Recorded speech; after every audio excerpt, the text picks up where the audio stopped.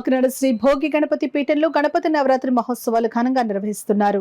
ఉత్సవాలను పురస్కరించుకుని అష్ట గణపతులకు తిరువీధి ఉత్సవాన్ని నిర్వహించారు. కాకినాడ భోగి గణపతి పీఠం చేపట్టిన 41వ నవరాత్రి ఉత్సవాల్లో రెండవ రోజు నుండి చేపట్టిన అష్ట గణపతుల నగర సంకీర్తనలో భాగంగా ఆదివారం రాత్రి పసుపు గణపతిని సన్నాయి మంగళ వాయిద్యాలతో ఊరేగించారు. పీఠం గురుస్వామి దూసర్లపూడి రమణరాజు మాట్లాడుతూ మాఘమాసం నుండి భాద్రపదం వరకు చతుర్థి ఉపాసకులు విశేష అర్చనలు చేసిన అష్ట గణపతులను 16 ఉదయం నిమజ్జనం చేసి మధ్యాహ్నం భారీ అన్నదానం నిర్వహించే ఏర్పాట్లు చేస్తున్నామని తెలియజేశారు. గణపతి నవరాత్రి దీక్షలు చేపట్టిన స్వాములు పాల్గొన్నారు. భోగి గణపతి స్వామివారు స్వయంభూగా వెలిశారు. వారికి పంచలోకాలు తాపడంతో కాంస కవచ యజ్ఞం జరిగింది.